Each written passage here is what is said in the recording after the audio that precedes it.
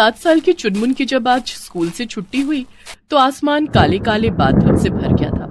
जोरों की बारिश शुरू हो गई थी। जिसके पास छाता था वो छाते में और जिसके पास रेनकोट था वो रेनकोट में अपने घर की ओर निकल गए थे। लेकिन चुनमुन के पास ना तो छाता था और ना ही रेनकोट। वो उस मूसलाधार बारिश में ही घर की ओर निकल पड़ी। उसका मन आज बहुत ही भारी था। हे भगवान, क्या होगा, कैसे होगा? सर ने बोला है कि अगर ये नहीं किया तो वो स्कूल में नहीं आने देंगे। कुछ देर बाद बारिश रुक गई। टीचर की बातों को सोचते हुए चुनमुन उस समय मार्केट से गुजर रही थी। पूरा मार्केट तिरंगे झंडे से सजा हुआ था, क्योंकि 2 दिन बाद 15 अगस्त जो था। किसी दुकान में तिरंगे से बनी टोपियां बिक रही थी तो किसी दुकान में तिरंगे के रंग का हाथ में पहनने वाला बैंड। अरे भैया, ये तिरंगा कितने का दिया? कौन सा? ये बड़ा वाला 50 का है और ये बीच वाला 20 का है और ये सबसे छोटा वाला 10 का। थोड़ा कम कर दो, बड़ा वाला तिरंगा 3 लेना है। अच्छा, 130 दे दो, इससे कम मैं नहीं कर पाऊंगा। चुनमुन लोगों को तिरंगा खरीदते देख रही थी और मन ही मन सोच रही थी कि तिरंगा तो मैं खुद से बना लूंगी, लेकिन वो सफेद यूनिफॉर्म का क्या करूंगी, वो कहाँ से लाऊंगी, और अगर वो मैं पहनकर नहीं गई तो। चुनमुन बहुत ही सीधी साधी और गरीब लड़की थी। चुनमुन को उसकी क्लास में पढ़ने वाली लड़कियां हमेशा परेशान किया करती और उसकी गरीबी का मजाक उड़ाया करती। आज भी उसके साथ स्कूल में वही हुआ था। उसकी क्लास में पढ़ने वाली लड़कियां उसे ऐसी ऐसी बातें कह रही थी जिसे सुनकर बेचारी की आंखों से आंसू निकल रहे थे। फिर भी वो चुपचाप उनकी बातों को सुन रही थी। पता नहीं इन भिखारियों को हमारे साथ पढ़ने की इजाजत कब और किसने दे दी। दिमाग खराब हो जाता है मेरा इनको देखकर। अरे संध्या, तुम्हारा तो दिमाग खराब होता है, मेरा तो पूरा दिन ही खराब हो जाता है। वैसे संध्या, ऐसे मनहूस लोगों को हमारे स्कूल वाले एडमिशन क्यों देते हैं? एक तो इनके कपड़े फटे चिटे होते हैं, ऊपर से जब ये लोग पास से गुजरते हैं तो इनके शरीर से बदबू आती है, गरीबी की बदबू। चुनमुन के पास न तो कोई बैठना चाहता और न ही कोई उससे बातें करता। सब उससे दूर दूर रहते। लंच टाइम पर जब सभी लोग अपना टिफिन बॉक्स खोलते तो पूरी क्लास में अच्छे खाने की खुशबू फैल जाती। ओ तेरी, पनीर के पकौड़े! यार, आज तेरी माँ ने तो मस्त लंच दिया है। ले ना, तू खाना। वैसे तेरी माँ ने क्या दिया है? देखा तो नहीं, रुको अभी लंच बॉक्स खोल कर देखती हूँ। संध्या ने अपना टिफिन खोला तो गाजर के हलवे की खुशबू उसके नाक में पड़ी। मेरी मम्मी ने तो आज गाजर का हलवा दिया है। अरे वाह, ये तो मेरा फेवरेट है। मेरे तो मुंह में पानी आ गया। क्लास के सभी लोग अपना लंच मिल बांट कर खाते, लेकिन चुनमुन की ओर कोई आंख उठाकर भी नहीं देखता। चुनमुन के टीचर भी उसके साथ भेदभाव करते, खासकर गणित के टीचर। हालांकि चुनमुन पढ़ने में सबसे होशियार थी, फिर भी वे किसी न किसी बात को लेकर उसे डांटते रहते। आज भी उन्होंने चुनमुन को ऑफिस में बुलाया और अरे, तुम्हें कितनी बार कहा है कि नई ड्रेस खरीद लो? ये क्या रफू किए कपड़े पहनकर क्लास में आ जाती हो? और तुम्हारी यूनिफॉर्म भी तो कितनी गंदी है। सर, मैंने तो कल ही से धोया था। चुप करो, इसे धुला हुआ कहते हैं तो फिर गंदा किसे कहते हैं? सुनो, परसों 15 अगस्त है, सभी को सफेद रंग की नई यूनिफॉर्म पहन कर आना है और एक तिरंगा भी जरूर लाना है। परसों हमारे स्कूल में डीएम साहब चीफ गेस्ट बनकर आ रहे हैं। Chief guest? हाँ, क्लास की कई लड़कियां उनके सामने परफॉर्म भी करने वाली हैं। मैं नहीं चाहता कि उनके सामने हमारे स्कूल की इज्जत खराब हो, इसलिए जो कहा है वो करना। अगर तुम नई यूनिफॉर्म पहनकर नहीं आई और डीएम साहब ने तुम्हें देख लिया तो समझ लेना कि ये तुम्हारे स्कूल का आखिरी दिन होगा। उसके बाद तुमको इस स्कूल में कभी भी आने नहीं दिया जाएगा। पर सर। अब ज्यादा सवाल जवाब मत करो और जो कहा है वो करो, नहीं तो अंजाम भुगतने के लिए तैयार रहो। और हाँ, स्कूल तो आना ही आना है, किसी को एब्सेंट नहीं करना है। मास्टर जी ने तो अपना फैसला सुना दिया था, लेकिन चुनमुन के लिए उसे पूरा करना लगभग असंभव था। चुनमुन के पिता जब तक जीवित थे तब तक तो सब ठीक था, लेकिन एक दिन जब वो अपनी फैक्ट्री में काम कर रहे थे तभी अचानक वहाँ आग लग गई और उस आग में चुनमुन के पिता समेत उसके घर की सारी खुशियां जलकर खाक हो गईं। पिताजी, पिताजी, माँ, पिताजी को क्या हो गया है? देखो ना, इनका शरीर कितना काला पड़ गया है। ये कुछ बोलते भी नहीं। चुनमुन की माँ शांति को तो जैसे लकवा सा मार गया था। वो चुपचाप अपने पति के मृत शरीर को घूर रही थी। बहुत गहरा सदमा लगा था उसे अपने पति की मौत का। कुछ दिन तो शोक में बीता, लेकिन फिर शांति को लगा कि शोक कब तक किया जाए। उसे अपनी बेटी के भविष्य की चिंता थी। उसके पति रामलाल चुनमुन को हमेशा से एक बड़ी अफसर बनाना चाहते थे। मुझे कुछ करना होगा चुनमुन के लिए, चुनमुन के पापा के सपनों के लिए। शांति दूसरों के यहाँ झाड़ू पोछे का काम करने लगी। वो भले ही एक समय का खाना खाती, लेकिन चुनमुन की पढ़ाई में कोई कसर नहीं रखती। लेकिन एक दिन दुर्भाग्य का काला साया फिर से चुनमुन के घर पर पड़ गया। एक शाम जब शांति काम करके घर लौट रही थी तो एक तेज रफ्तार गाड़ी से उसकी टक्कर हो गई। लोगों की मदद से शांति को अस्पताल पहुंचाया गया। वो बच तो गई, लेकिन जीवन भर के लिए अपाहिज हो गई। अब उसका जीवन बिस्तर पर ही गुजरने लगा। क्यों भगवान, क्यों? आखिर क्यों हम गरीबों के साथ ही ये नाइंसाफी क्यों? चुनमुन अब कैसे स्कूल जाती, कैसे पढ़ाई करती, घर का खर्च कैसे चलता? इन सब सवालों के बोझ तले शांति दबे जा रही थी। लेकिन तभी एक दिन, माँ ये ले। अरे ये 100 का नोट तुझे किसने दिया? माँ मैंने कमाए हैं। सच सच बता, कहाँ से लाई है तू ये पैसे? माँ मैं सच कह रही हूँ, मैंने ये पैसे कमाए हैं। वो बाजार में एक होटल है ना, वहाँ मुझे काम मिल गया है। वो मुझे महीने के 1500 रुपए देंगे। चुनमुन के इतना कहते ही शांति ने एक जोरदार तमाचा उसके गालों पर मारा। किसने कहा तुम्हें कमाने को?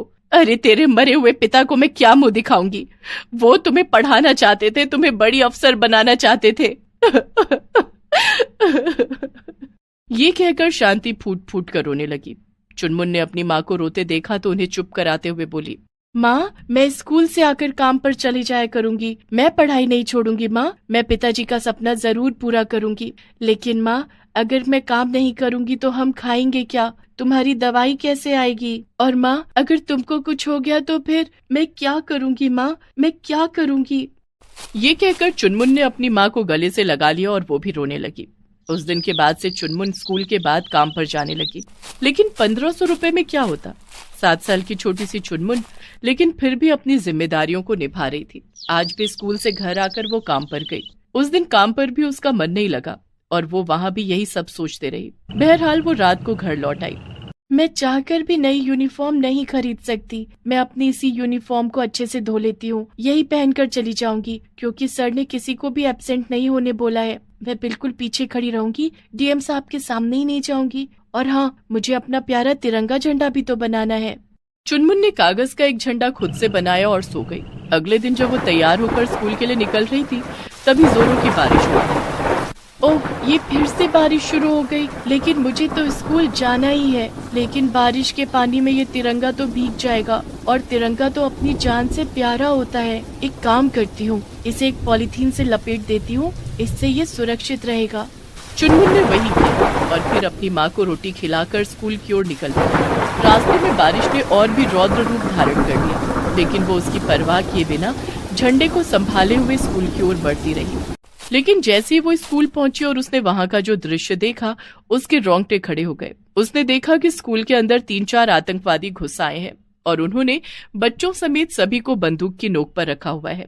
डीएम साहब पर भी उन्होंने गन तान रखी थी। उन्हें देखकर चुनमुन दीवार की ओट में छिप गई। सुनो बे डीएम, तुम अभी के अभी न्यूज चैनल में फोन करके बता दो कि हमने इस स्कूल पर कब्जा कर लिया है। अगर इन बच्चों की जान प्यारी है तो सरकार को हमारे 3 आतंकवादी दोस्तों को जेल से रिहा करना ही होगा। डीएम साहब ने वही किया। तुरंत ये खबर पूरे शहर में फैल गई कि आतंकवादियों ने एक स्कूल पर कब्जा कर लिया है। उसके बाद हाई लेवल की मीटिंग हुई, लेकिन किसी को कुछ समझ नहीं आ रहा था कि वो क्या करे। आखिरकार सरकार को बच्चों की जान की खातिर आतंकवादियों के दोस्तों को रिहा करने का फैसला करना पड़ा। बहुत ही बड़ी खुशखबरी है। सरकार ने हमारी बात मान ली है। हमारे साथी रिहा हो रहे हैं। कुछ देर बाद वो यहाँ पहुँच जाएंगे। सही है। पहले हम अपने साथियों को अपने कब्जे में लेंगे और यहाँ से निकल जाएंगे। लेकिन हम स्टोर रूम में छिपाकर एक टाइम बम फिट करके जाएंगे, जो बाद में फटेगा और सारे बच्चों और टीचरों का ऊपर का टिकट कट जाएगा और आज आजादी के दिन ये सारे आजाद हो जाएंगे। आतंकवादी ने टाइम बम फिट कर दिया और अपने साथी का इंतजार करने लगे। लेकिन उन्हें क्या पता था कि चुनमुन को उनके इरादों की भनक लग गई है। उसने स्टोर रूम में घुसकर न सिर्फ बम के तारों को काट दिया, बल्कि उसने स्टोर रूम में रखे हॉकी स्टिक को निकाला और उन आतंकवादियों से भिड़ गई। तुम लोगों के मंसूबे मैं कभी पूरे नहीं होने दूंगी। आतंकवादी अचानक हुए इस हमले के लिए तैयार नहीं थे, इसलिए वो संभल नहीं पाए। इतनी देर में चुनमुन ने 2 आतंकवादियों को मारकर बेहोश कर दिया। लेकिन तभी तीसरे आतंकवादी ने उस पर गोली चला दी। चुनमुन के हाथ में गोली लगी। आह! लेकिन उसके बावजूद भी चुनमुन ने उस आतंकवादी को मारकर गिरा दिया। उसे जल्दी से अस्पताल ले जाया गया। सारे बच्चे और टीचर भी अस्पताल पहुंचे। सभी ने चुनमुन से माफी मांगी। चुनमुन की बहादुरी के लिए उसे बहुत बड़ा पुरस्कार तो मिला ही। उस दिन स्कूल का तिरंगा झंडा डीएम साहब ने उसी के हाथ से फहरवाया और उन्होंने कहा कि जब तक ऐसी साहसी बेटियां हमारे समाज में हैं, हमारे देश को कुछ नहीं हो सकता। जय हिंद। अंकिता के पेट में अचानक से दर्द करने लगता है। अंकिता पेट पकड़कर बैठ जाती है। ये देखकर टीचर पढ़ाना बंद कर देती है। क्या हुआ अंकिता, क्या हुआ तुम्हें? मैडम, पेट पे बहुत दर्द हो रहा है। इतना दर्द तो मुझे जिंदगी में कभी नहीं हुआ। ये सुनकर टीचर तुरंत अंकिता को अस्पताल ले गई। डॉक्टर ने कहा, देखिए पेट में गैस हो गई होगी, मैं दवाई दे देता हूँ, ठीक हो जाएगा। डॉक्टर अंकिता को दवाई देते हैं। अंकिता घर लौट जाती है। घर जाकर वो दवाई खाकर सो जाती है, लेकिन उसका दर्द कम ही नहीं होता। वो सोचने लगती है, क्या ये दर्द गैस का ही है या फिर और कुछ? मुझे शक हो रहा है। वो तुरंत राहुल को कॉल लगाती है। हाँ अंकिता, क्या हुआ, क्यों कॉल कर रही हो? मेरे पेट पे दर्द हो रहा है। मुझे लग रहा है कि कल हमने जो किया उसी की वजह से ये हो रहा है। कहीं मैं प्रेग्नेंट तो नहीं हो गई? ये कैसी बात कर रही हो अंकिता, मैंने तो बस तुम्हारा हाथ पकड़ा था। हाथ पकड़ने से कोई प्रेग्नेंट होती है क्या? नहीं होती है। तो फिर हिंदी सिनेमा में ऐसा क्यों दिखाते हैं कि हीरो ने हीरोइन का हाथ पकड़ा और अगले ही दिन हीरोइन प्रेग्नेंट हो गई? अरे वो सब बकवास है, तुम चिंता मत करो, तुम्हें कुछ नहीं हुआ है। ये सुनकर अंकिता को तसल्ली मिली। असल में अंकिता स्कूल में पढ़ती है, बच्ची है। उसे इन सब बारे में ज्यादा कुछ पता नहीं है। कुछ दिन पहले वो राहुल से मिली। राहुल बॉस स्कूल का एक लड़का है। वो हर दिन अंकिता को देखने के लिए गर्ल्स स्कूल के बाहर आता था। अरे यार, ये लड़की कितनी खूबसूरत है, काश ये मेरी गर्लफ्रेंड बन जाती। राहुल हर रोज खड़ा होकर अंकिता को देखता था और अंकिता उसे इग्नोर करके चली जाती थी। अंकिता की सहेली रूपा अंकिता से कहती थी, अरे देख, वो लड़का तुझे ताड़ रहा है। ताड़ने दे, इस उम्र में ये सब करना अच्छी बात नहीं है। राहुल 12वीं कक्षा में पढ़ता था और अंकिता 8वीं कक्षा में, यानी कि राहुल कुछ ही दिनों में कॉलेज जाने वाला था। अब तो कुछ दिनों में मैं कॉलेज भी चला जाऊंगा। उससे पहले मुझे अंकिता को अपने दिल की बात बतानी होगी। राहुल ने अंकिता को प्रपोज कर दिया। अंकिता ने कहा, देखो राहुल, मैं वैसी लड़की नहीं हूँ। मुझे पता है अंकिता, तुम सुशील और अच्छे घर की लड़की हो, बस मुझे एक दिन तो दो, उसके बाद मैं अच्छा ना लगूं तो मुझे ना कर देना। अंकिता राजी हो गई और एक दिन स्कूल बंद करके राहुल के साथ घूमने चली गई। रास्ते में राहुल के पास एक छोटा बच्चा भीख मांगने के लिए आया। भैया, मुझे कुछ खिला दो ना, मैं बहुत भूखा हूँ। क्या खाएगा बच्चा, छोले भटूरे खाएगा? राहुल ने उस बच्चे को भरपेट छोले भटूरे खिलाया। भैया, आप बहुत अच्छे हो। ये देखकर अंकिता इम्प्रेस हो गई। उसके बाद राहुल ने बहुत से लोगों की मदद की। अंकिता ने सोचा, ये राहुल तो कितना अच्छा लड़का है, इसका दिल कितना नरम है, मुझे तो ऐसा ही लड़का चाहिए। अंकिता ने राहुल को हाँ कर दिया। राहुल ने अंकिता का हाथ पकड़ा। राहुल, ये क्या कर रहे हो? कुछ उल्टा सीधा हो गया तो? अरे चिंता मत करो, मैं अपना लाइन क्रॉस नहीं करूंगा। और आज ही अंकिता का पेट दर्द हुआ। अंकिता ने सोचा कि हाथ पकड़ने की वजह से कहीं वो प्रेग्नेंट तो नहीं हो गई, और राहुल ने उसकी गलतफहमी दूर कर दी। राहुल क्लास में टॉप करता था, उसका फ्यूचर अच्छा था और वो अमीर परिवार से भी था। इसीलिए अंकिता धीरे धीरे उसके प्यार में पागल होने लगी। लेकिन उसे क्या पता था कि राहुल के मन में कुछ और ही चल रहा है। राहुल की क्लास में ही एक और लड़का था, उसका नाम सतीश था। सतीश को भी अंकिता पसंद थी, लेकिन वो गरीब घर से था और पढ़ाई लिखाई में भी अच्छा नहीं था। सतीश ने एक दिन अंकिता से कहा, अंकिता, तुम उस राहुल के साथ मत घुमा करो, वो तुम्हें धोखा देगा। मैं तुमसे प्यार करता हूँ अंकिता, मुझ पर यकीन करो। ये सुनकर अंकिता ने सतीश को जोर से एक थप्पड़ मारा। तुम्हें शर्म नहीं आई राहुल के बारे में ये सब कहते हुए? तुम धोखे से मुझे पाना चाहते हो, इसीलिए ये सब बोल रहे हो? नहीं अंकिता, मुझे गलत मत समझो। अंकिता वहाँ से चली गई। सब कुछ सुनकर राहुल ने अंकिता से कहा, तुम ऐसे लोगों की बात मत सुनना अंकिता, वो तो क्लास में लास्ट आता है तो जलता है मुझसे। राहुल को पढ़ाई करने के लिए सब कुछ मिलता था, लेकिन सतीश को बहुत मेहनत करके दुकानों में बर्तन मांजने का काम करने के बाद पढ़ाई करने के लिए टाइम ही नहीं मिल पाता था।